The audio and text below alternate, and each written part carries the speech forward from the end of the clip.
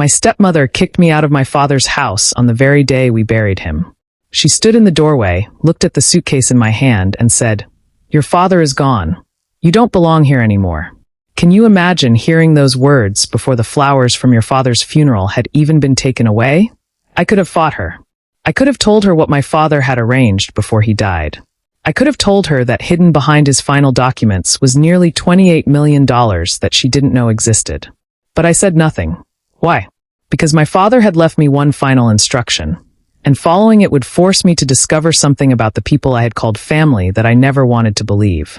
My stepmother thought she had just thrown away a grieving daughter with nothing. She had no idea what my father had secretly left behind. 3 days before my father died, I had no reason to believe that anything was about to change. If you'd asked me then whether my family was happy, I probably would have said yes. Not because everything was perfect, but because I had spent years learning to live around the imperfections. My father, Richard, had always been the steady center of our family. He wasn't a man who talked endlessly about his feelings. He showed love by fixing things, keeping promises, remembering details, and making sure the people he cared about were taken care of. I was his only daughter, and our relationship had always been different. My stepmother, Victoria, had entered our lives when I was 16. I never hated her. I simply never felt that she was my mother. Over the years, we developed a careful kind of peace. We could sit across a dinner table, exchange polite conversation, and go weeks without arguing. But there was always something beneath the surface, a distance neither of us ever tried very hard to cross. My father knew it. He also knew something else. Victoria had become increasingly interested in his money and the family business. At first, I dismissed it. She would ask about property values, company shares, investments, and what would happen to certain accounts if my father ever became seriously ill. Those questions didn't seem unusual for a wife. But eventually, she stopped asking him those things and started asking other people, including me. I remember one evening when she casually asked, "Your father has never told you what he's planning to do with the company, has he?" I laughed because I thought she was joking. "No," I said. "Why?" She smiled. "Just curious." I didn't think about that conversation again for months. Then, 3 days before my father died, he called me and asked me to meet him at his attorney's office. I remember being confused. My father wasn't the kind of man who needed a lawyer for every decision. He handled most of his affairs quietly, and when something was serious, he usually told me directly. When I walked into Daniel Brooks's office, my father was already there. He looked older than he had the week before. Not sick, just tired. I sat across from him and asked, "Dad, what's going on?" He looked at Daniel before answering. "I've been putting some things in order." I smiled. "That's a strange way to make me feel better." He didn't smile back. Instead, he reached across the desk and placed a folder in front of me. I didn't open it. "What is this?" "Something you may need someday." "Dad, just listen to me." There was something in his voice that made me stop. My father had never spoken to me that way before. He told me he had created a private trust. He told me that certain investments, properties, and business interests had been moved into it. And then he said something I still remember exactly. "Claire, if something happens to me, those assets belong to you." I stared at him. "How much?" He didn't answer immediately. Daniel did.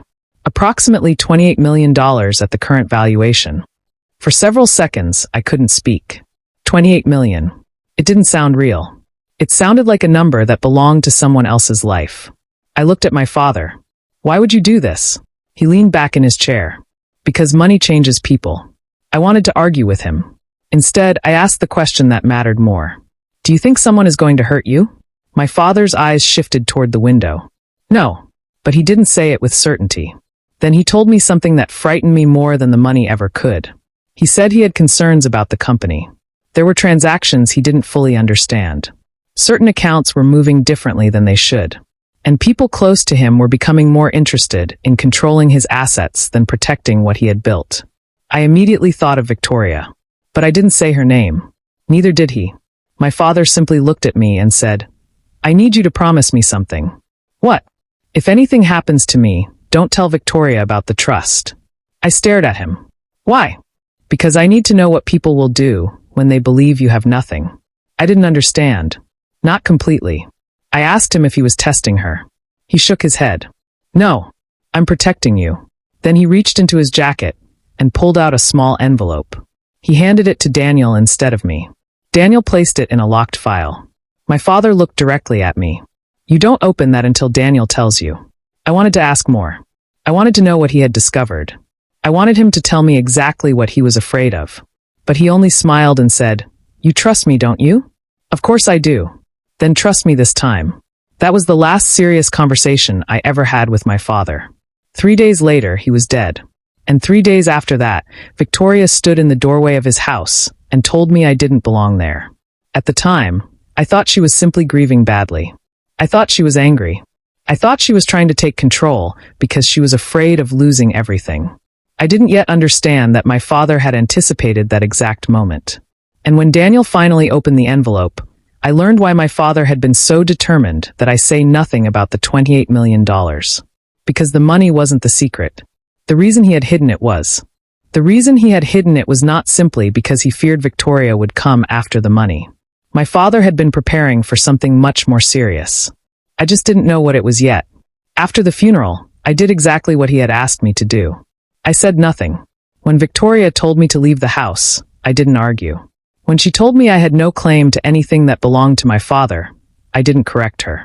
And when Evan stood behind her with his arms folded, looking almost relieved to see me go, I didn't tell him that his assumption about our father's estate was completely wrong.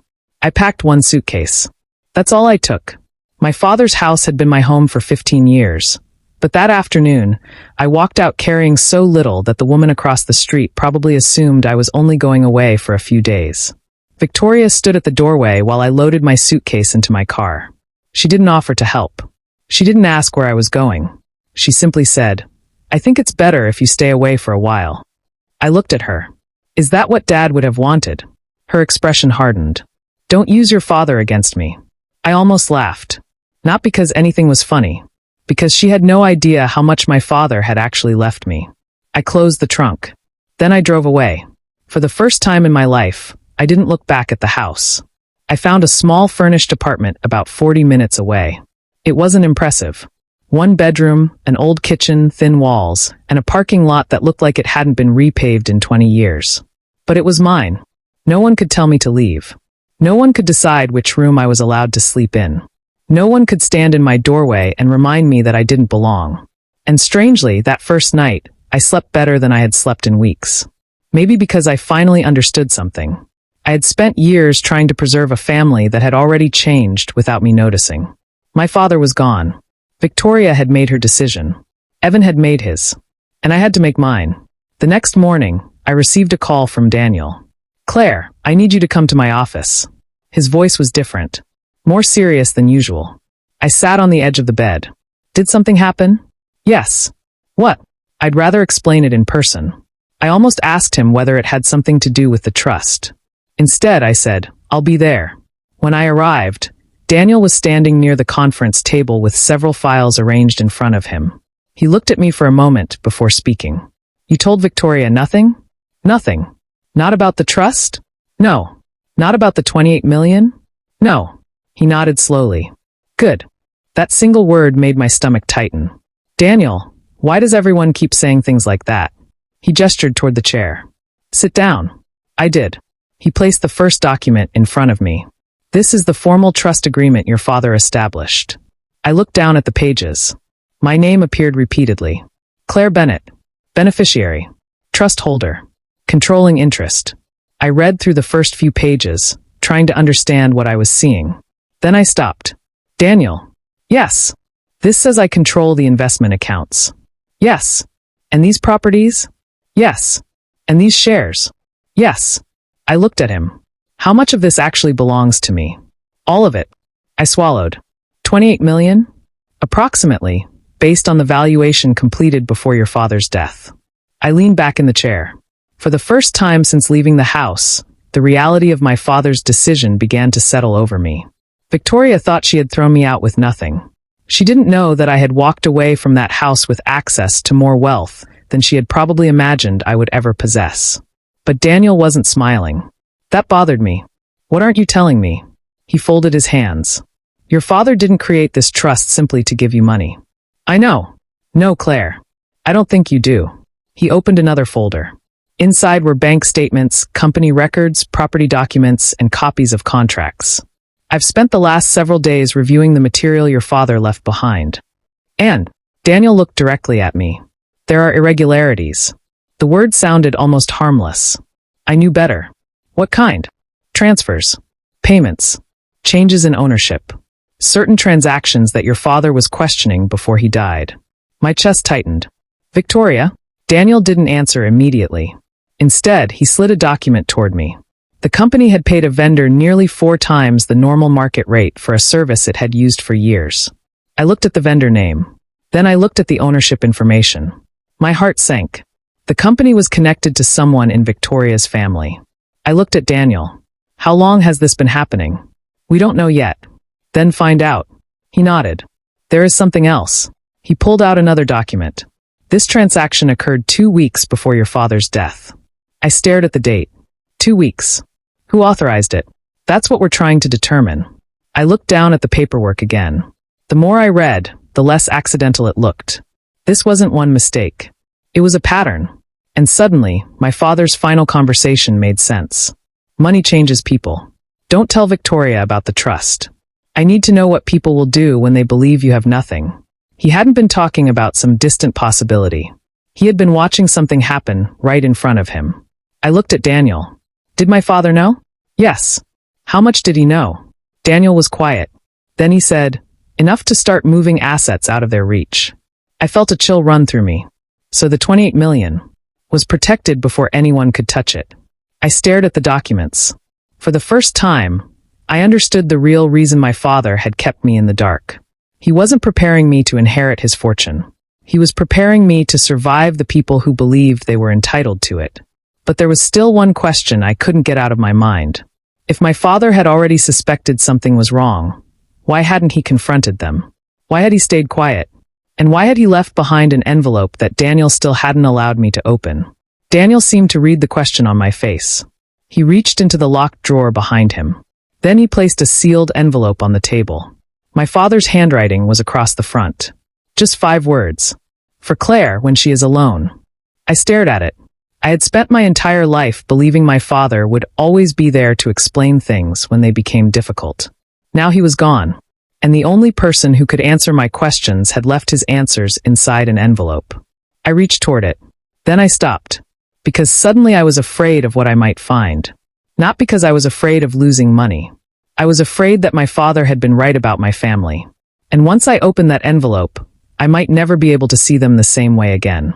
I kept my hand on the envelope for several seconds before finally opening it. Inside was a single handwritten letter. My father's handwriting was unmistakable. Claire, if you're reading this, then I'm no longer there to explain what you're about to learn. I had to stop. For a moment, I couldn't read another word. Then I continued. He told me he had suspected financial wrongdoing inside the company for almost a year. He hadn't confronted anyone because he didn't yet know how deep it went. But there was one thing he was certain about. Someone close to him was trying to gain control of what he had built. My hands began to shake. Then I reached the final paragraph. My father wrote that the $28 million trust was never meant to be my inheritance alone. It was my protection. He had moved those assets because he believed that if he died unexpectedly, certain people would immediately try to control everything he left behind. And then came the sentence that changed everything. Trust no one who suddenly becomes interested in what you inherited. I lowered the letter. Suddenly, Victoria's behavior after the funeral made sense. She hadn't asked whether I was okay. She hadn't asked where I would live. Her first concern had been whether I intended to challenge anything. And when I said nothing, she assumed I was powerless. Daniel watched me carefully. What are you thinking? I looked at him. I think my father knew exactly what she would do. He nodded. There is more.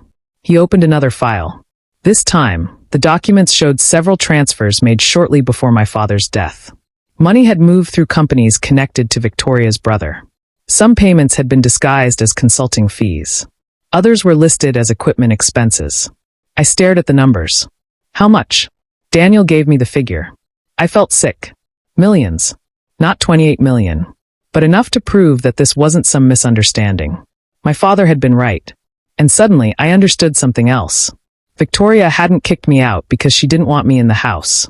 She had kicked me out because she believed I was the one person who might eventually discover what they had been doing. She thought removing me would solve the problem. She had no idea that my father's final decision had already placed the truth in my hands. I looked at the documents again. Then I closed the folder. Don't tell them I know. Daniel raised an eyebrow. Are you sure? Yes. Because for the first time since my father died, I wasn't going to react. I was going to watch. And I wanted to see what my family would do when they believed I had nothing left to lose. I wanted to see what they would do when they believed I had nothing left to lose. So I disappeared. Not completely. I still went to work, paid my bills, answered Daniel's calls, and continued living my ordinary life. But as far as Victoria and Evan were concerned, I became almost invisible. I didn't call. I didn't demand my father's belongings. I didn't ask about the company. And I never mentioned the trust. At first, Victoria seemed relieved. Then slowly, she became confident.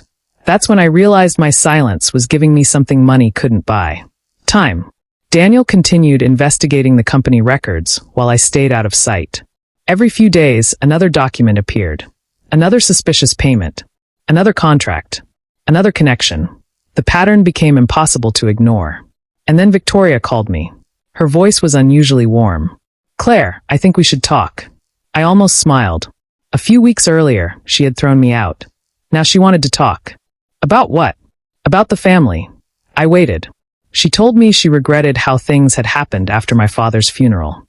She said grief had affected everyone. She said she wanted us to move forward. I asked her one question. Would you have called if Dad hadn't left anything behind? Silence. She didn't answer. That was enough. I ended the call politely. Later that evening, Daniel called with another update. He had found something much bigger. The suspicious payments weren't isolated. They connected to a series of decisions made shortly before my father's death. Decisions that could eventually have transferred control of several valuable company assets away from the family. My father hadn't simply suspected theft. He had been trying to stop a takeover from inside his own family. And now I understood why he had told me to stay quiet. Victoria thought I was grieving. Evan thought I was broke. They both believed they had won. I let them believe it. Because sometimes the most dangerous person in the room isn't the one making threats. It's the one sitting quietly, already knowing the truth. That quiet turned out to be more valuable than I expected. Because while Victoria and Evan believed I was slowly accepting my loss, Daniel was uncovering just how carefully my father had prepared for their greed. One afternoon, Daniel called and asked me to come in immediately. When I arrived, he didn't waste time. He placed a thick folder on the table. We found the original ownership documents. I looked at him. Original ownership of what? The company. He opened the folder. My father's signature appeared across the first page. Then I saw the date. He had transferred a controlling interest into the trust months before he died. I stared at the document. Victoria doesn't own the company?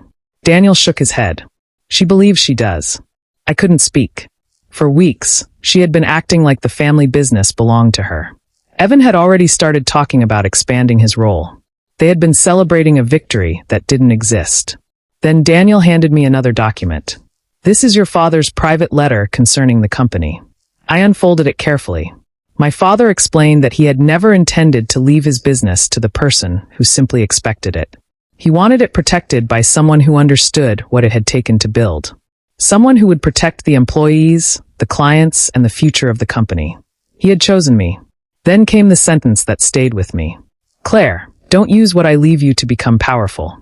Use it to become impossible to control. I read it twice. Then I finally understood.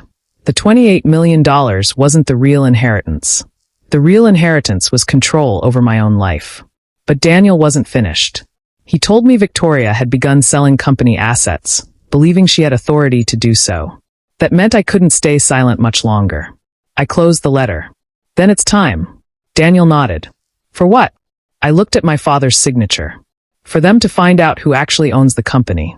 And that was the moment I stopped waiting. Until then, I had been trying to understand what my father had discovered. Now I knew enough to act. Daniel prepared the necessary documents. But I told him I didn't want to walk into Victoria's house and announce everything. I wanted them to come to me. And they did. 2 days later, Victoria invited me to dinner. The woman who had thrown me out suddenly wanted a family reconciliation. I almost couldn't believe it. When I arrived, Evan was already there. Victoria smiled and hugged me as though the funeral had never happened. "I've missed you," she said. I stepped back. "I've been thinking about what happened." She lowered her voice. "We were all grieving." I looked at her. "You told me I didn't belong here." Her smile disappeared for a second. Then she recovered. "I was angry." Evan interrupted. "Claire, we're family. We shouldn't fight over money." That sentence told me exactly why they had invited me. Money. I sat down. Victoria began explaining how difficult the company had become and how much responsibility was now on Evan's shoulders. Then she finally asked the question she had been avoiding. "Your father left you something, didn't he?" I looked at her. "How much would you have cared if he hadn't?" Nobody answered. The silence lasted only a few seconds, but it said everything. I placed my hands on the table. "Do you want to know what Dad left me?" Victoria leaned forward. "Yes. $28 million. Evan's face changed immediately. Victoria went completely still. Then I smiled. "But that's not the part you should be worried about." I reached into my bag and placed one document on the table. Victoria looked down. Her eyes moved across the page. Then she looked at me. "What is this?" I answered quietly. "The company." Her face drained of color. "That's impossible." "No," I said. "It's exactly what Dad planned." And for the first time, they realized they hadn't thrown away the powerless daughter. They had thrown away the woman who now controlled everything they thought they owned. Victoria stared at the document as if the words might rearrange themselves if she looked at them long enough. "They're not real," she finally said. "They are." Evan grabbed the papers from the table. "This can't be right." I watched him read the ownership details. My father's signature was there. The trust was there. And my name was there. For years, Evan had assumed that being the son meant the company would eventually belong to him. But my father had never promised him that. Victoria looked at me. "Your father would never do this to us." I almost smiled. "He didn't do anything to you." I leaned forward. "He protected what he built." That was when I showed them the financial records. The suspicious transfers. The inflated contracts. The payments to companies connected to Victoria's family. I didn't accuse them of crimes. I didn't need to. The documents spoke for themselves. Victoria's hands began to tremble. "You've been investigating us?" "No," I said. "Dad was." That sentence silenced the room. Then I told them what would happen next. The company would undergo a complete forensic audit. Anyone responsible for financial misconduct would answer for it. And I would not use my position to protect family members simply because we shared a last name. Evan stood up. "You're destroying everything Dad built." I looked at him calmly. "No, I'm stopping you from destroying it." He had no answer. Victoria finally lowered herself into her chair. The woman who had once stood in the doorway and told me I didn't belong there suddenly looked very small. She had believed the house was her victory. She had believed the company was hers. She had believed I had nothing. But my father had planned for this long before any of us understood what was coming. And now I had a choice. I could use everything he left me to punish them. Or I could use it to finish what he started. I chose the second. Because my father hadn't taught me to become cruel. He had taught me to become impossible to control. I chose the second. Not because I had forgiven them. I hadn't. Forgiveness wasn't something I could manufacture just because my father had left me a fortune. What I had learned was simpler. I didn't need to become cruel to prove that they had been wrong about me. I needed to finish what my father had started. The following Monday, Daniel formally notified the company's board that the trust held the controlling interest. Victoria's authority over the business disappeared almost overnight. Evan was removed from the position he had assumed would one day become permanent. The forensic audit began immediately. For the first time, every transaction was examined without anyone inside the company being able to hide behind family loyalty. Within weeks, the evidence became impossible to dismiss. Money had been redirected. Contracts had been inflated. Assets had been positioned for transfer. And my father had been right to suspect that people close to him were preparing to take control. But there was one thing I still needed to do. I returned to my father's house. The same house Victoria had thrown me out of. I stood outside for a moment before walking through the front door. Everything looked almost exactly the same. The furniture. The photographs. My father's old chair. I walked into his office and sat behind his desk. For years, I had watched him sit there and make decisions that affected hundreds of people. Now I understood why he had trusted me with the company. On the desk was the small wooden box containing his old brass compass. I opened it and held it in my palm. My father once told me that when you don't know where you're going, you don't panic. You find your direction. Then you move. I finally understood what he meant. The $28 million had changed my circumstances. The company had changed my position, but neither had changed who I was. I wasn't standing in that office because I wanted revenge. I was there because my father had trusted me to protect something he spent his entire life building. And this time, nobody was going to tell me I didn't belong. If you've ever been pushed aside by the people you believed would stand beside you, then you understand what I learned. I thought losing my father meant I had lost the person who would always protect me. I thought being thrown out of his house meant I had lost my family. I was wrong. I discovered that I didn't need their approval, their house, or their permission to know what I was worth. My father had left me $28 million, but the greatest thing he left me was the courage to stand on my own. And if there is one thing I want you to remember, it's this: people can reject me, underestimate me, and walk away from me, but they can never decide my worth. If my journey meant something to you, subscribe to the channel and turn on notifications. I'll see you in the next one.